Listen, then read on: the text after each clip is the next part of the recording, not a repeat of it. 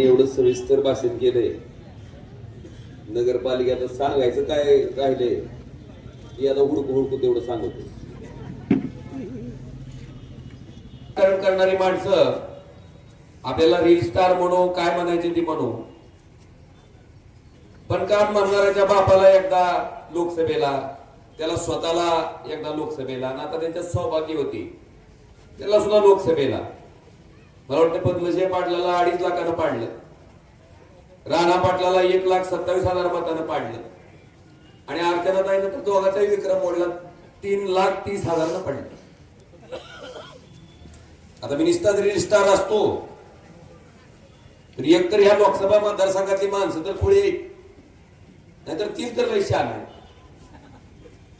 त्यामुळे संजय शेठ खास करून नरसिंहांना जाधवांचं स्मरण या ठिकाणी करायचंय, आणि आज विश्वजितच्या रूपानं त्या ठिकाणी मला वाटतंय नरसिंहांच्या नेतृत्वाचा वारसा आज विश्वजितच्या रूपाने या ठिकाणी नगरपालिकेत सुरुवात करतोय. आणि तो प्रभाग क्रमांक 1B मधून विश्वजित नरसिंग जाधव हे मशाल या चिन्हावर त्या ठिकाणी निवडणूक लढवत आहेत, आणि सौ सुरेखाबाई बळीराम चोंदे 1A या मशाल या चिन्हातून निवडणूक लढवत आहेत. त्याचबरोबर आता बरेचसे उमेदवार आहेत, पण आता मी नावं घेण्यात वेळ घालवत नाही. माझ्या पूर्वीच्या वक्त्यांनी त्या ठिकाणी सगळ्यांचाच परिचय त्या ठिकाणी करून दिलाय. मला आपल्या या प्रचार सभेला उपस्थित असलेले आमदार सन्माननीय कैलासदादा पाटील, दादा निष्ठेची आपण सांगायची गरज काय, मी ह्यांचा सगळ्याचा अनुभव घेतलाय ना. 9ला मी होतो आमदार. शिवसेना फुटल्यानंतर 100 कोटी रुपये जर ह्याला कोणी द्यायला तयार झालं असतं तर महाग सुद्धा वळून बघितलं नसते. आपण त्या 100 कोटीवर लाथ मारून, मंत्रिपदावर लाथ मारून उद्धवजी ठाकरे साहेबांबरोबर प्रामाणिक राहिला. मला वाटतं ही पुरेस आहे. सांगायची, भाषण करायची गरज नाही. असे आपले लोकप्रिय आमदार कैलासदादा पाटील या ठिकाणी मंचावर उपस्थित असलेले या मतदारसंघाचे माजी आमदार, आमचे सहकारी मित्र सन्माननीय दयानंद तात्या गायकवाड, भारतीय राष्ट्रीय काँग्रेस पक्षाचे ज्येष्ठ नेते, आणि जे निवडणुकी लढवत आहेत कळंबमधनं. तात्या तुम्हाला आठवत असेल, आपण नुकतंच त्या ठिकाणी मी आमदार झालतो, नगरपालिकेच्या निवडणुका झालत्या. शिवाजी आप्पाचं सगळं जवळ कुठेला अडकिलतो तुम्ही, मला आठवत असेल. मी तात्याला बोलून घेतलं, तात्या या म्हटलं. शेवटी आपल्याला ही बापलेगाची वृत्ती बाजूला ठेवायची आहे. त्यावेळेस तात्याला माघार घ्यायला लावली, आणि आप्पाच्या नगरपालिकेला त्यांना नगराध्यक्ष होण्यासाठी मदत केली. मला वाटतं कदाचित विसरला असेल, विसर पडला असेल. असे आपले पांडुरंग तात्या कुंभार, सन्माननीय आप्पासाहेबजी शेळके, श्री सचिनजी काळे, संजय शेठ कुठे गेले, लय तुम्ही भावनिक निवाकाकडे जरा दमाने घेत जावा. संजय शेठचं खरंच मला कौतुक करावं तेवढं कमी आहे. पाठपुरावा करण्याच्या बाबतीत त्या माणसाचा हात कोणीही धरू शकत नाही. आणि शेवटी समाजासाठी, लोकांसाठी, कळमच्या विकासासाठी जर कोण काम करत असेल तर मग त्या माणसाच्या पाठीशी राहण्याला काय हरकत आहे. अगदी मी असेल, आमदार कैलास पाटील असतील, आम्ही संजयराव, संजय शेठ, आम्ही तुमच्या पाठीशी अगदी भक्कमपणे त्या ठिकाणी ठामपणे उभे. त्याचबरोबर मनोहराबा धोंगडे, आमच्या भगिनी धनश्रीताई, तुमचंही आभार मानतो. त्यांची इच्छा होती नगराध्यक्ष पदाची निवडणूक लढवण्याची. आमच्या लोकसभा, विधानसभेच्या निवडणुकीत ताईनं अगदी पायाला बेंगरी राहून त्या ठिकाणी काम केलं. काही वेळेस आपल्याला सगळ्यांना संधी देता येत नाही, पण आता तिकीट नाकारलेलं असताना सुद्धा पक्षाशी प्रामाणिक राहून, आमच्याशी प्रामाणिक राहून, कारण तुमचं ही जी काम आहे की नाकारलेलं असताना सुद्धा स्वतः उमेदवार असं समजून त्या ठिकाणी या प्रचारात तुम्ही भाग घेतला, त्याच्याबद्दल सुद्धा तुमचं मनापासून या ठिकाणी अभिनंदन करतो. आणि आम्ही स्वतः नशिबान मानतो की अशा पद्धतीचे काम करणारी माणसं त्या ठिकाणी आमच्या बरोबर आहेत. अशा धनश्रीताई कवडे, त्याचबरोबर दिलीपजी पाटील, भारत नाना सांगळे, सन्माननीय सागरजी मुंडे, श्यामनाना खबाले. सागर कुठे आहेत? सागरजी इकडे आहो. ही जोडलंय खतरनाक आहे. सागरजी बाराते, अरुणजी जाधवर, राजभाऊ खाली बसले का? आमचे मार्गदर्शक सन्माननीय राजाभाऊ मुंडे, बाबू मेठे, बाबू शेठ बागरेचा, प्रेमचंदजी गोरे, रवी शेठ ओझा, पंडितजी देशमुख, सपाटेताई आणि शेतकरी कामगार पक्षाचे बाळासाहेबजी धस. सर्व व्यासपीठावरील मान्यवर आणि व्यासपीठाच्या समोर उपस्थित असलेले आपण सर्व वडीलधारी मंडळी, तरुण मित्र, आमच्या माता भगिनी, जिथपर्यंत माझ्या माईकचा आवाज पोहोचतोय तिथपर्यंत घराघरातून ऐकणाऱ्या आमच्या माता भगिनी आणि बंधू, आज या सभेला संबोधित करत असताना मला काही गोष्टीचा उलगडा तुमच्या सगळ्याच्या समोर करणं गरजेचं. काल एक जण, काही लोक नाकाच्या नाकात बोलते आणि तुम्ही चेहरा बघा, कपटी माणसाचा चेहरा, प्रामाणिक माणसाचा चेहरा लगेच ओळखतोय. तुम्हाला तुझं तोंड सांगत असतं हे कसलं आहे. जी प्रामाणिक आहे भले दोन शब्द कडक बोलत पण ती प्रामाणिक असते, आणि जी आतल्या गाठीच असते का तिची गाठ कुठवर जाते आतमध्ये ती कुणालाच कळत नाही. नाकातल्या नाकात बोलतो, शुद्ध बोलत. ती काल मला त्यांना प्रश्न आहे की बाबा रे, तुमच्या बाप लेकाचे 45 वर्ष मंत्री म्हणून या जिल्ह्यानं नेतृत्व तुमच्या हातात दिलं, तू आमच्या 2.5 वर्षाची अगरबत्ती विचारायला लागला. साठी तुझं 45 वर्षाचं कुठं तुझ्या ध्यानात आहे का नाही? का त्याला गजनी सारखा रोग पीक झालाय काय? एकदा विचारा तरी की 45 वर्ष पद्मसिंह पाटील, राणा पाटील आपण मंत्री म्हणून ह्या जिल्ह्याचं नेतृत्व केलंय, आणि तुमच्या मंत्रिपदाच्या 45 वर्ष नेतृत्वाने ह्या जिल्ह्याला काय मिळालं? तर दरिद्री जिल्ह्याच्या यादीत केंद्र सरकारनं क्रमांक 3 चा नंबर दिलाय. कुणाला? आपल्या धाराशिव. दरिद्री जिल्ह्याच्या यादीत नंबर 3. आणि जी मंत्री म्हणून माणूस नेतृत्व करत होता, फॉर्म भरताना तुम्हाला तुमची इस्टेट जाहीर करावी लागते. ती इस्टेट जाहीर केली तर पद्मसिंह पाटील श्रीमंत खासदाराच्या यादीत देशात कितव्या नंबरला? 3ऱ्या. मग तुमच्या 45 वर्ष मंत्रिपदाचा फायदा नेमका आमच्या जिल्ह्याला झाला का पद्मसिंह पाटलाच्या कुटुंबाला झाला, याचा खुलासा राणा पाटील आणि पद्मसिंह पाटलांनी पहिल्यांदा करावा. दुसरा, आमच्या 2.5 वर्षाचा हिशोब मागतोय, बिलकुल मागितला पाहिजे. कैलासदादांनी सांगितलं 1.5 वर्ष आमचं कोरोनामध्ये गेलंय, वस्तुस्थिती आहे.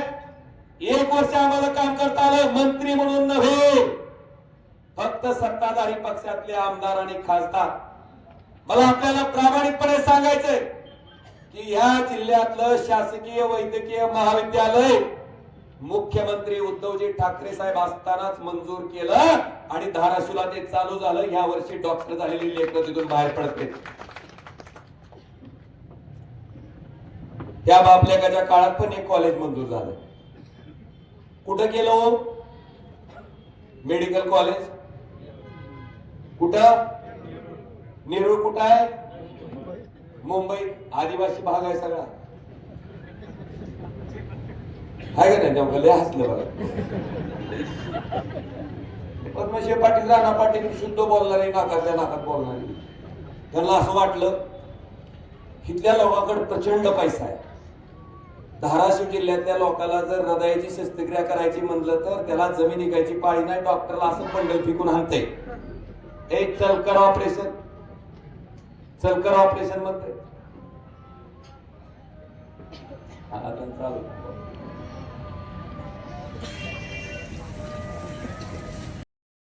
लोक श्रीमंत आहेत, मुंबईला लोक गरीब राहतात. आपल्या लोकांना ऑपरेशन करायचं म्हणलं तर आपली लोक बंडल फेकून आणतात. मुंबईच्या माणसाला ऑपरेशन करायचं म्हणलं तर त्याला जमीन विकावी लागते. म्हणून मुंबईच्या गरीब लोकांचा विचार करून ह्या बापलेकांनी कॉलेज कुठं केलं? नवी मुंबई. बांधवानो, ते सुद्धा हाणलेल्या तेरणा चॅरिटेबल ट्रस्टच्या मालकीचं, ज्याचा मरुस्तोर अध्यक्ष डॉक्टर पाटील, मरुस्तोर सदस्य राणा पाटील, मरुस्तोर सदस्य मल्हार पाटील, मरुस्तोर सदस्य अर्चनाताई, यांच्या वैयक्तिक प्रॉपर्टी असल्यासारखी ती तेरणा ट्रस्ट, त्याच्या मालकीचं मेडिकल कॉलेज मुंबईला नेऊन केलं. त्या मेडिकल कॉलेजमध्ये एक MBBS ऍडमिशन करायचं म्हणलं तर 1.5 ते 2 कोटी रुपये फीस आहे. किती? 1.5 ते 2 कोटी. डॉक्टर पिता पुत्राला जाहीर आव्हान, एक तरी गरीबाचं लेकरू तुम्ही फुकट डॉक्टर केलेलं दाखवा, इथं जाहीर व्यासपीठाला आणून सत्कार करेल ओमराजे सिद्ध जाहीर. एक दाखवा, एकही नाही. बांधवांनो, ही त्यांची बसती. आणि आम्ही कॉलेज केलं आमच्या वैयक्तिक ट्रस्टच्या मालकीचं नाही, 100% शासनाच्या मालकीचं. तिथं आता तुमची हृदयावरची शस्त्रक्रिया असेल, मेंदूवरची शस्त्रक्रिया असेल, गरीब माणसाला 1 पैसाही खर्च न करता या सगळ्या शस्त्रक्रिया तुमच्या धाराशिवच्या शासकीय वैद्यकीय महाविद्यालयातून मोफत होती. हा फरक आहे. दुसरं, उठलं की कृष्णा मराठवाडा सिंचन प्रकल्प सांगते. तुम्ही आपल्याकडचे कोल्हापूर पद्धतीचे बंधारे बघितले का? गोतीदार जाऊन शेतकरी माराव. विलासराव देशमुख साहेबांचा जिथं मतदारसंघ सुरू होत आहे तिथून सगळे खाली काय आहे तो बॅरेजेस आहेत मोठे मोठे, आणि इकडं वड कोल्हापूर पद्धतीचा बंधारा कुठवरती. त्याचा गेटचा पत्ता नाही, त्या बंधाराचा पत्ता नाही. बांधवानो, हे त्यांचं कर्तृत्व. आणि आता सांगतात मराठवाडा सिंचन प्रकल्प. दादाचं सांगायचं झालं पण मी सांगतो. तुमच्या कळमच्या दुधाळवाडी साठवण तलाव पर्यंत आणि तुळजापूरला जिथलं हे आमदार आहे त्याच्या पाठीमागे देवीच्या रामदारा तलाव आहे, त्या रामदारा तलावापर्यंत दोन्ही ठिकाणी काम, त्या कामाला प्राधान्य क्रमात घ्यायचं काम आमदार कैलास पाटील आणि मी त्या 2.5 वर्षाच्या सरकारच्या काळात केलं. जयंत पाटील साहेबांच्या सहीनं त्याला मंजुरी मिळाली, ज्याच्यामुळे तुळजापूरचा रामदारा तलावात आणि दुधाळवाडीच्या साठवण तलावात पाणी पडलेलं तुम्हाला त्या ठिकाणी बघायला मिळतंय. हे काम आम्ही मिळालेल्या कामाच्या 1 वर्षाच्या काळात केलं. आता रेल्वे कोणाकडे असते हो? त्याला सांगावं कोणीतरी.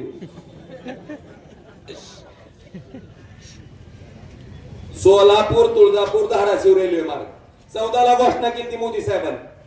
14 ते 19 एक ईट तरी लागली का हो? मग 19 ला ओमराजे खासदार झाल्यावर काम चालू झालं. आज तुम्हाला सांगतो, तुळजापूर पासून ते धाराशिव पर्यंत इंजिन ट्रायल 2000 मार्च 27 पर्यंत त्या ठिकाणी पूर्ण होते. हे काम या ओमराजेने केलं. पण ह्याच्याकडे आहे नारळाचं पोत, सगटच घेऊन येणत आहे. दिसलं काम की काढणार की हान कुत्रा, ही पद्धत. बांधवांनो, हे केलं.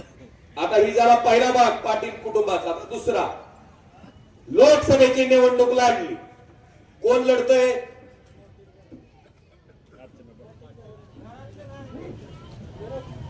कोण लढलं माहित नाही का तुम्हाला? जास्त झाली अर्चनाताई पाटील म्हणजे राणादादांच्या सौभाग्य होते. विधानसभा लागली. कोण लढतंय? राणा पाटील. आणि आता कळालं जिल्हा परिषदचं अध्यक्षपद महिला ओपनला सुटलं की लगेच आल्या माऊली अर्चनाताई. ह्या जिल्ह्यात बाकीच्या दुसऱ्याला विकासाची अक्कलच नाही. काही जी अक्कल आहे ती ह्या घरालाच दिली, दुसऱ्याला अक्कल बिलकुल नाही. बांधवानो, अशा पद्धतीनं घरादेश आहे. आज मला आपल्याला सांगायचंय की मी जिथून आमदार होतो, मी आमदाराचा खासदार झालो, तर जिथून मी आमदार होतो तिथून ओमराजेची बायको आमदार झाली नाही, ओमराजेचा भाऊ आमदार झाला नाही, ओमराजेची आई आमदार झाली नाही. आज एक शेतकऱ्याचं लेकरू कैलासदादा पाटलाच्या रूपानं त्या ठिकाणाहून 2दा आमदार झालं. हे आपल्या डोळ्यात देखत आहे. मला फक्त मी झालं की माझं पोरग झालं की माझा नातू हे नाही. चांगली माणसं, ज्याच्यात क्षमता आहे, ज्याच्यात काम करायची ताकद आहे, अशी माणसं त्या ठिकाणी पुढे आल्या पाहिजेत आणि त्याचा संच करायचा. ही भावना आहे त्याच्या पाठीमागे. हा आमच्या मधला आणि त्यांच्या मधला दुसरा मुख्य फरक. मला आता एकानं सांगितलं माणूस जवळ गेल्यावर कळतो. अहो आपा, सोलापूरला तुम्हाला काढायला कुत्र्यावणी तिथलं गादीकरच्या पोरांनी मारलं होतं. मला माहिती आहे. आपल्या की दस साहेबाला विचारा. मागची पायलची चप्पल अशी उतरून पडून पळाली. मला माहिती आहे की तुम्ही होता का? बरं झालं तेव्हा यांना काढलं सभापती पदावर. आणि आप्पा आम्ही तुम्हाला स्वाभिमानानं त्या पदावर बसवलं. सभापती पदावर त्या पदावर बसवलं. ती बघा कळ्या दादा आहे तिथं. जिल्हा परिषदची उमेदवारी दादाला दिली होती. जिल्हा परिषदची. आज दादा या ठिकाणी 2दा आमदार आहेत त्यांच्या कर्तृत्वावर. आणि मला समाधान आहे की इतक्या चांगल्या पद्धतीनं काम करणारे एक आमदार त्या ठिकाणी माझ्या खांद्याला लावून काम करायला तयार आहे. हा फरक आहे आप्पा त्यांच्यात आणि आमच्यात. बरं झालं माणूस जवळ गेल्यावर कळालं. काय बोलता काय कशामुळे मला माहित नाही. तर काय आमच्याकडनं चुकलं काय होतं सांगा की. कोणतरी यांना आमदारकीचं तिकीट देतो म्हणले की ही गेले गाडी सोडून आमची मागे. बरं बॉम्बला मला वाटतं तिकीट तर देतील. ती बी नाही. ती तर आहे का? मग कशामुळं? मला वाटतं ह्याचा विचार त्यांनी स्वतः आमदार मनाला विचार की आम्ही खरंच तुमच्या बाबतीत चुकला होता बाबू. मी आलो तरी आमच्या पुढच्या सीटवर आपा असायचे. मी ना आमदार साहेब माग आम्ही कधी. आणि आता ते आमचा स्वभाव आहे. मुदळ सेठ तुम्हाला मी सांगतो. तुम्हाला एकदा पदावर बसवलं. कैलास दादा असतील. बरेच लोक विचारतात कैलास दादाला की तुमचा आमदार निधी तुम्हाला द्यायचा काय अधिकार आहे का? मला दादानी त्याला फार छान उत्तर दिलं. माझ्या आमदार निधीचा तर अधिकारच आहेच म्हणले, पण खासदार निधीचा सुद्धा माझ्याकडेच आहे म्हणले. काय असलं तर सांग. ज्याला जी जमतं ती त्यानं करावं.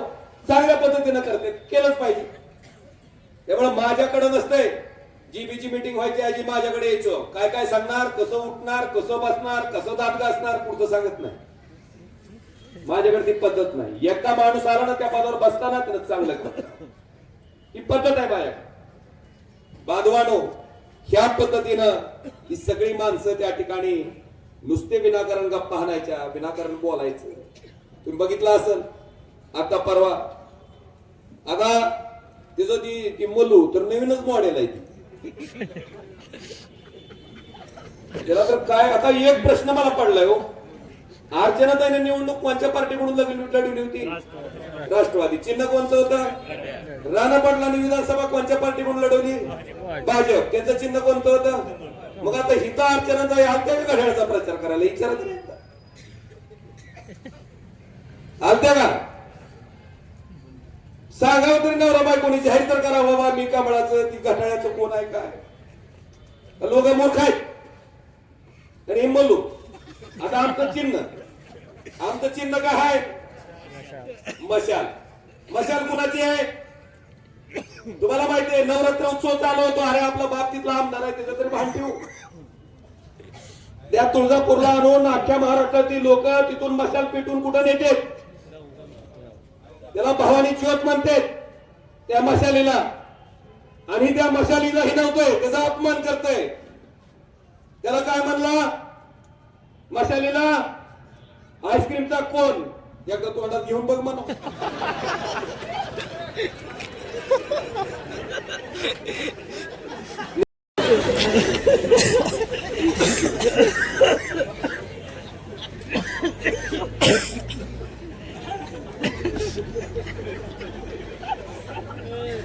आईस्क्रीम खाताना सुद्धा हसला पाहिजे तुम्ही. जेव्हा जेव्हा मशाल दिसल मात्र जाऊस तो हसत गेला पाहिजे माणसाला. मशाल दिसलं की मलू दिसला पाहिजे. आपलं खतरनाकच असते तसं. एक बाब मी बघतोय आता पुढाऱ्याचं सगळ्याच भाषण ऐकतोय. बरीच भाषण ऐकली मी, सांगितली गेली.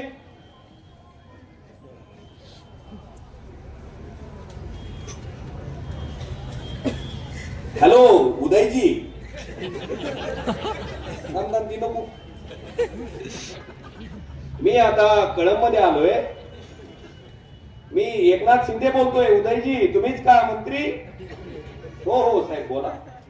मी आता कळंब मध्ये आलोय आणि कळंबच्या लोकांची एक समस्या आहे इथलं एक हलगड दूध देत नाही. तर ह्या हलगडाचं दूध कृपा करून तेवढं काढून द्या. मग कधी होईल काम? लगेच मंत्र्यांनी सांगायचं काय काळजी करू नका साहेब, एक सर्वी भरून दूध मी 2 दिवसात आणून देतो. कशाला हा नवा आम्हाला हा पद्धत आहे. काय मिळालं की हॅलो, जी काम करायचंय ज्या पदावर बसवलंय, पुन्हा ती तिजोरीच्या चाव्याचं तर लय अवघड आहे. शेठ एक म्हणी, माझ्या माणसाला काट मारली तर तुमच्या निधीला तुझ्या गावापाच्या घरचा आहे. निधी कुणाचा आहे? दुसरं म्हणतंय तिजोरीच्या चाव्या तुमच्याकडे असल्या तरी तिजोरीचा मालक कोण आहे? आमचा आहे. तिसरं म्हणतंय चाव्या तुमच्याकडे असला, मालक तुमच्याकडे असला तरी मधला माल आमचा आहे. म्हणजे ह्या महायुतीच्या तिन्ही महाभागाला कशाचं पडलंय? तिजोरी मालन चावी. आणि ही इकडं उतरत इकडं. ह्यांचं कुणाला पडलेलं बघायचं बी नाही. तिजोरी माल चावी ह्या विचारायची माणसाला. पण ती तिजोरीचे पैसे कुणाचे? कुणाचे? इथं बसलेल्या माणसाला वाटत असणार मी टॅक्सच भरत नाही तर काय मला. इथं दुकानदाराला विचारा कुठल्या बी जीएसटी भरल्याशिवाय कोणती वस्तू मिळते का? चप्पल घ्यायला गेलं जीएसटी, साडी घ्यायला गेलं जीएसटी, तेल घ्यायला गेलं जीएसटी, साबण घ्यायला गेलं जीएसटी. माणूस मेलं वर गेलं पोचवायच्या सामानाला सुद्धा जीएसटी. त्याला जीएसटी देऊनच जायचं त्याच्या. असं जायचं. मग पैसे कुणाचे? तुमच्यासारख्या सर्वसामान्य माणसाचे. आम्ही टॅक्सच्या रूपानं जीएसटीच्या रूपानं गोळा करायचे. तुम्ही आम्हाला मत टाकायचं, आम्ही आमदार व्हायचं, आम्ही खासदार व्हायचं, आम्ही सरकार तयार करायचं. सरकारला काय अधिकार? तुमच्याकडचे गोळा केलेले पैसे तुमच्यासाठी खर्च करायचे, तुमच्या कामासाठी खर्च करायचे. पैसा कुणाचा? कुणासाठी खर्च करायचे? कुणामुळं? तुम्ही टाकलेल्या मतामुळं. आम्ही फुकटचं भूषण आणायचं काय कारण आहे का? पण ही जो बाप झाली ती शिडी घेऊन आणलेली करायला लागली, ती तसंच करायला लागली. माझा खासदार निधी काय माझी गोरगरिबाची जमिनी कोण दिलाय का? माझं ऊसाचं बिल आहे, ऊस चालू आहे त्याचं. दादाचा आमदार निधी आहे, त्या ठिकाणी जिल्हा नियोजन समितीचा निधी आहे, राज्य सरकारचा निधी आहे, केंद्र सरकारचा निधी आहे. निधी कोणाचा आहे? जनतेचा. पण आम्हीच मालक झालो, आम्हीच मालक असल्यासारखं वागायला लागलोय. बांधवानो, ह्या पद्धतीनं वागणं, ह्या पद्धतीनं बोलणं ही बरोबर वाटते तुम्हाला? मी हे खासदार झालो, खासदार झाल्या मला पत्रकारांनी विचारलं तुम्हाला काय वाटतंय? म्हणलं मला निवडून दिलेल्या ज्यांनी मत टाकलं त्याचा मी खासदार आहे, नाही टाकलं त्याचा मी खासदार आहे. आणि जन माझ्याकडे कामासाठी येईल, मत टाकणारा जरी असेल तर जेवढं प्रामाणिकपणे काम त्या माणसाचं करीन तेवढ्याच प्रामाणिकपणे मत टाकणाऱ्यासाठी सुद्धा करेल. हा शब्द मी त्या ठिकाणी त्या माणसात शपथ घेतो ना लोकसभेत गेल्यावर तिथं आपल्या ईश्वराला स्मरून संविधानाची. मी कोणाशीही ममत्व कसबा ठेवणार नाही. ही काय आणलंय? ही आमचं, ती तुमचं. बांधवानो याचा विचार. आणि माझी विनंती आहे की आपल्या सगळ्याला खरं सलीमबाई मिर्झांचं स्मरण आपल्याला करावं लागलं. या सगळ्या लोकांचं योगदान आहे, मोठं योगदान आहे आपल्या शहरासाठी. या नगरपालिकेच्या माध्यमातून, समाजाच्या माध्यमातून प्रत्येकाने योगदान या ठिकाणी केलं. आज मला तुम्हाला अगदी स्पष्टपणे सांगायचं, ही तीरचं गाभाळ ती म्हणते मी किती गावचा? 12 गावचा तीरचा पाटील आहे. अरे तू दत्तक दिलेला पाटील आहे, तुम्हाला माहित नसेल तर सांगतो. ती दत्तक पाटील आहे. आमच्या राजे निंबाळकर कुटुंबाचं अर्धी इस्टेट आमचे पंजोबा गोपालराव राजे निंबाळकर हैदराबादला त्या ठिकाणी कोर्ट होतं त्यावेळेस. त्या कोर्टाच्या तारखा करून ह्याला तिथं बसवलंय बाजीराव पाटलाला, ह्याच्या आज्याला. हा तेव्हा ती पाटीलकी मिळाली म्हणा तुला. आणि त्यासाठी आमचे पैसे खर्च केले राजे निंबाळकर कुटुंबाचे. आणि भाषण काय? हे माझं गाड्या काढते. आता तू मला सांग, तिथं मी बरीच पाटला असतील. हाय गाव कोण एखादं पाटील कुठे गेले? बापू पाटील ही पाटीलच आहे. अशा अनेक पाटील आहेत ना आपल्या धाराशिव जिल्ह्यात. तुम्ही ऊसाचं उत्पन्न घेता, ऊसाची शेती करता. हो इथं काय गाडी पाटील इथं जाय की आमदार इथं मी विसरलो, मी उगाच दुसरीकडे रोड देतो.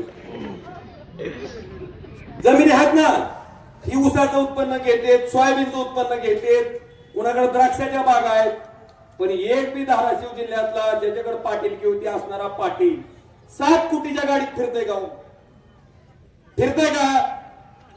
मग ही ऊसाच्या उत्पन्नानं, द्राक्षाच्या उत्पन्नानं, सोयाबीनच्या उत्पन्नानं होईना, मग तुझ्या येड्या बाबीच्या उत्पन्न कसं व्हायला 7 कोटीची गाडी? सांग ना म्हणा आम्हाला. आमचेच पैसे लुटून हाणले आणि पुन्हा आमच्यावरच त्या पैशाचा माज करता आणि आम्हाला निष्ठेविषयी बोलता. बांधवानो, आम्ही प्रामाणिक आहेत. आम्हाला निष्ठेबद्दल सर्टिफिकेट द्यायची गरज नाही. ज्यावेळेस आमचा पक्ष फुटला, आज भाई उद्धवराव दादाच्या पक्षाला आम्हाला पाठिंबा दिलाय. आम्ही भाई उद्धवराव दादांचं अनुकरण केलं.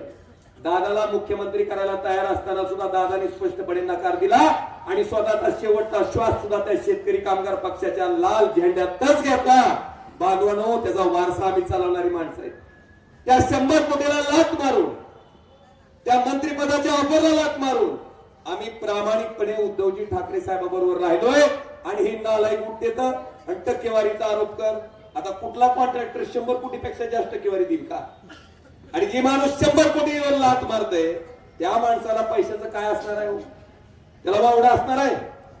आणि त्याच्या पुढे जाऊन सांगतो, तुम्हाला 45 वर्ष पवारांनी सत्ता दिली. तुम्ही ह्या सत्तेच्या माध्यमातून जिल्हा लुटला, काळी संपत्ती गोळा केली आणि ती संपत्ती वाचवायसाठी जेव्हा पवार साहेबांची सत्ता गेली तेव्हा तुम्ही एका रात्रीत कमळाबाईच्या वॉशिंग मशीन मध्ये घुसला आणि धुवून स्वच्छ होऊन उभारला. गेले का नाही एका रात्रीत कमळाबाईकडे? अरे आम्ही जर तुमच्यासारखा काळा पैसा जमा केला असता, आम्ही सुद्धा कमळाबाईच्या वॉशिंग मशीन मध्ये पालत पडलो असतो. प्रामाणिक आहेत, इमानदार आहेत म्हणून खोटा राहू तुझ्या समोर लढायला या ठिकाणी उभे आहेत. तुझ्यासारखं नाही होतो. हे आमचं दुसरं प्रमाण प्रामाणिकपणाचं. बांधवानो, ह्या पद्धतीनं काम करणारी ही माणसं. आणि हो का, मी झालं, दादा झालं, तुम्हाला काम करत असताना सगळ्याला 5 वर्षाचा अनुभव आहे. असं नाही की आज निवडणूक आली म्हणून आम्ही भाषण करायला आलो काहीतरी सांगायला. 5 वर्ष तुम्ही अनुभवलंय. मला वाटतं 5 वर्ष संपूर्ण, आता पुढचं 6वं वर्ष आहे आणि त्याच्या आधीचं 5 वर्ष. माझं तर 11वं वर्ष आहे आणि कैलासदादाचं साधारणतः 6वं वर्ष. तुम्ही आमच्या कामकाजाच्या बाबतीत बघितलं आणि म्हणून मला माझ्याबद्दल काहीतरी सांगावं या गोष्टीची अजिबात आवश्यकता नाही. तुम्ही सगळे सुज्ञ आहात. पण एक मात्र सांगतो, आज तुम्हाला काम सांगायला सोपं कोण आहे? हिथं आमच्यात माझे तर असं शेट असं, आता आमचं आहे का की तुमचं? आम्ही केवळ ऐकली.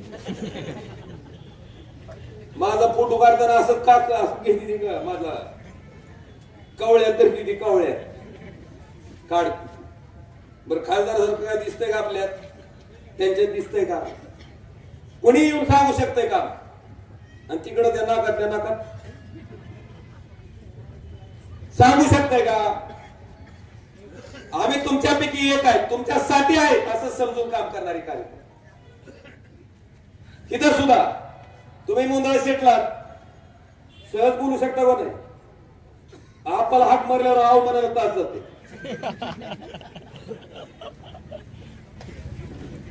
आम्ही सुद्धा बसल्यावर मी ना बघतच बसायचं. दादा महाराज का बोलती आणि चिड काय आता त्या काहीच आमच्याकडनं चुकलं नाही. त्यांना माहित आहे, त्यांनी खरंच छातीवर हात ठेवून सांगावं की आमच्याकडून काय केलं. प्रामाणिकपणे केलं, इमानदारीने केलं. मला वाटतं ह्याचा विचार करा. आणि तुम्हाला सुद्धा कळम मधल्या लोकांना सांगतो, जा धर्मपंथ पेक्षा तुमच्यासाठी 24 तास कामाला उपलब्ध असणारा माणूस कोण आहे? कुणाला सहजपणे तुम्ही काम सांगू शकता, कुणाकडे तुमची सहजपणे मनाची अडचण मांडू शकता आणि कोण माणूस तुमच्या अडचणीसाठी धावून जाऊन त्या अडचणीतून तुम्हाला मार्ग काढून देऊ शकतंय. ही जर बघितलं तर मी तुम्हाला खात्रीनं सांगतो की संजय शेठ त्यांच्या सौभाग्यवती 100% लाख टक्केने त्या ठिकाणी उजवे आहे. लाख पटीने उजवे. आपल्या शहरासाठीही काम सांगायलाही तुम्हाला बोलायलाही ही सगळी माणसं आहे. आणि म्हणून माझी तुम्हाला विनंती आहे की आता कृष्णा खोऱ्याचं बऱ्याच गोष्टी आता आहेत, बऱ्याच गोष्टी सांगण्यासारख्या आहेत. त्यांनी परवा एक तात्या सांगितलं की फार ते हायगर व्हिडिओ असतो तर धीर मला कसं सांगत ते बघा तरी घेऊन.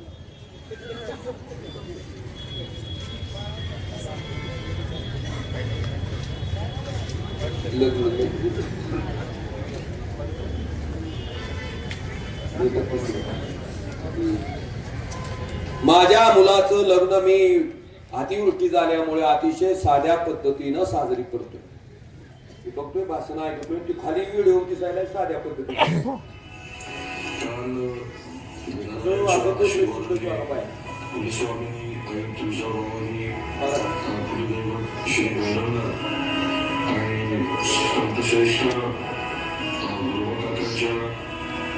आशीर्वादाने चिरंजीव मदान आणि चिरंजीव डॉक्टर साक्षी यांचा विवाह अतिशय निरम्य वातावरणामध्ये संपन्न झाला. जे पाहुणे आवर्जून आले होते त्यांचे मी आभार व्यक्त करतो. आणि आपल्याला कल्पना आहे की मी सर्वांना विनंती केली होती की हा समारंभ जो आहे तो पुन्हा मर्यादित स्वरूपात आपण करतोय. कारण अतिवृष्टीमुळे आपल्या जिल्ह्यात प्रचंड नुकसान झाले. अनेक कुटुंब ही विवाह सोहळा अतिशय साध्या पद्धतीनं करतोय. अतिवृष्टीमुळे प्रचंड नुकसान झालंय, अनेक कुटुंब आपल्या उघड्यावर आहेत म्हणून साधी पद्धतीने हे जे व्हिडिओ फिरायलेत बघा सोशल मीडियावर, साधेपणा बघा तरी 50-60 कोटीचा साधेपणा कशाला करता पाटील? दिसतंय ना तुमचं? हत्तीचे दाखवायचे दात वेगळे असते तर खायचे दात वेगळे असते, तर दाखवायचे बी दिसते तर खायचे बी दिसते. आणि त्याच्या पुढं धाराशिव माझं कुटुंब आहे आणि अवस्था काय, त्या गणपतीत नाचलेली एंट्री नव्हती मला गेटच्या मध्ये. माझ्या पुढं अक्षिदा टाकायला कुटुंब नाही, फक्त जेवायला का भाकर मिळाला आपल्याला. कशामुळे एवढा लाचार होता? कुणासाठी लाचार होता? कशासाठी होता? ही मानशक्तीची ही माणसं सगळी VIP एंट्री आणि साधेपणा. कशाला नाटक करता म्हणा पाटील? यांचा साधेपणा दिसतो ना. बांधवांचा विचार तुम्ही करायचा. आज ह्या जिल्ह्यातनं अशी कीड धुवून टाकणं नितांत गरजेचं आहे. आणि आम्ही त्यांच्या बापासारखं त्यांच्यासारखं सत्ता येईल त्यांच्या पुढे सलाम घालीत आम्ही फिरलो नाहीत. ज्या उद्धव ठाकरेने आम्हाला आमदार केलं, खासदार केलं, तुम्ही विश्वास टाकला, त्यांच्याशी इमानदारीनं ठाम राहून आम्ही आज तुमच्या सगळ्याच्या समोर काम करत आलोय. त्यांच्याकडे गेलो नाही लगेच विकास करायला निघाला कडी. आणि म्हणून मला आपल्या सगळ्याला सांगायचंय, व्यापाऱ्यालाही सांगायचं, तुम्हाला कोण म्हणल कुणाच्या संरक्षणाची गरज नाही. इथं आम्ही बी ठाम आहेत. आणि मी दसता तीरचा पाटील गार करून आलो, त्याच्यामुळे बाकीच्यांनी मला नाटक करायचं नाही कोणी. बिलकुल आम्ही तुमच्या सोबत आहे. आम्ही कधीही आमच्या आयुष्यात चुकीचं काम केलं नाही, कुणावर कधी अन्याय केला नाही आणि कुणाला कधी त्रास दिला नाही. आणि इथं जर कोण अन्याय कुणावर करत असेल तर ते आम्ही सहन पण केले. बिलकुल आम्ही तुमच्या सोबत. माझी विनंती आहे की उद्याच्या 3 तारखेला जे आपल्याला मतदान पार पाडायचंय,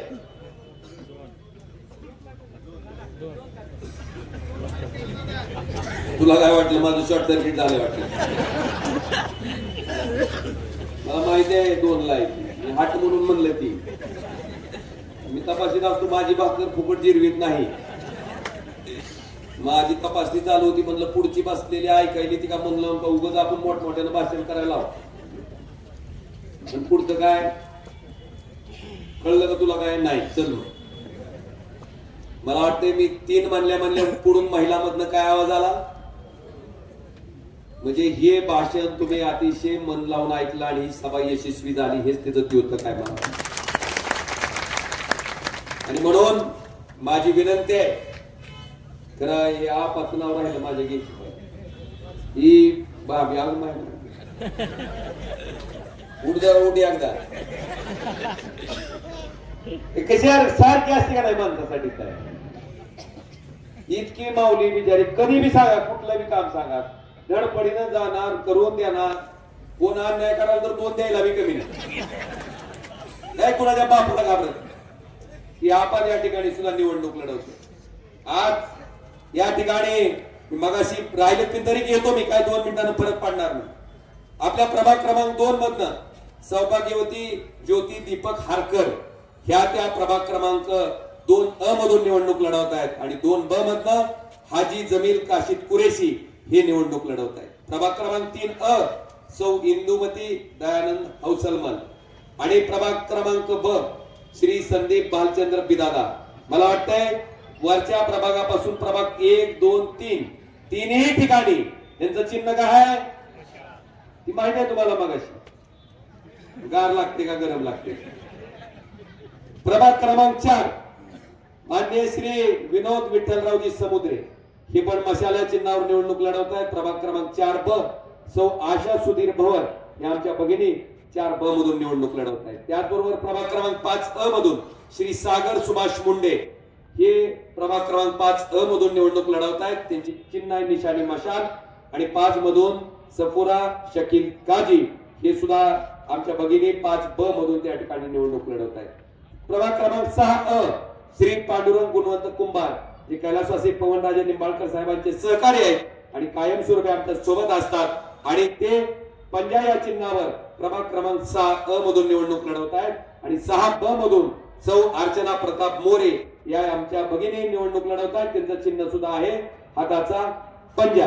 त्याचबरोबर प्रभाग क्रमांक 7 त्या ठिकाणी थोडी मैत्रीपूर्ण लढत आहे ना. 8 मध्ये नाही 7 मध्ये चौस हे त्या ठिकाणाहून निवडणूक लढवत आहेत.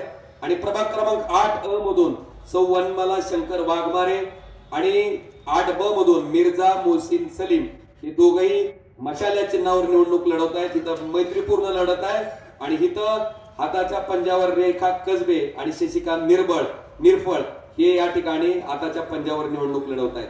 प्रभाग क्रमांक 9 बागवान रुखसाना चांदसाब आता उभा केलेली आपा ती निवडणूक लढत आहेत आणि 9 मधनं चोने गजानन हरिश्चंद्र हे निवडणूक लढवत आहेत. त्यांचं चिन्ह आहे मशाल.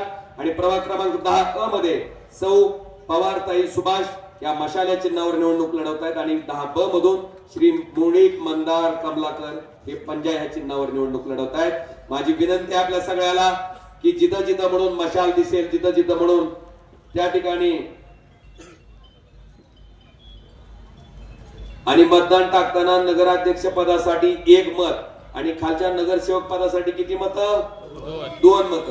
त्या प्रभागामध्ये वर मशाल खाली 2 मशाल दिसतात. तिथं मशाल ज्या प्रभागामध्ये वर मशाल खाली हाताचा पंजा दिसतोय तिथं हाताचा पंजा अशा पद्धतीनं समोरची बटन दाबून परत एकदा या नगरपालिकेत आणि एक अजून मुंदळा प्रमाणात त्या नगरपालिकेला मिळणारा निधी कुणाच्याही बापाला अडवता येत नाही. तो निधी द्यावाच लागतो. तो निधी द्यावाच लागतो, अडवता येत नाही. हे सुद्धा मी आवर्जून या ठिकाणी सांगतो. आणि आपण सगळ्यांनी आपले आशीर्वाद जसे लोकसभेला ठेवले होते विधानसभेला ठेवले होते त्याच पद्धतीनं या नगरपालिकेला ठेवावं आणि एक विजयाची हॅट्रिक साजरी करावी असं आवाहन करून मी आपल्या सगळ्यांची रजा घेतो. धन्यवाद. जय हिंद जय महाराष्ट्र. मी बघतोय आता पुढाऱ्याचं सगळ्याच भाषण ऐकतोय. बरीच भाषण ऐकली मी सांगितली गेली.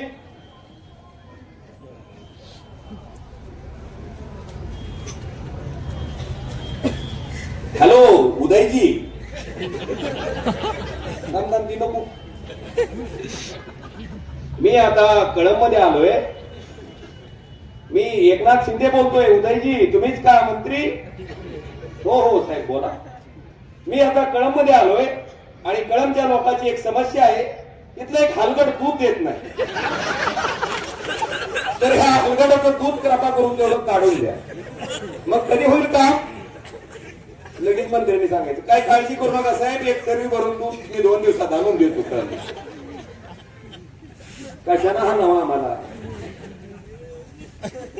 पद्धत आहे. काय आलं की हॅलो जी काम करायचंय ज्या पदावर बसवलंय पुन्हा ती तिजोरीच्या चाव्यात तर लय अवघड आहे. शेट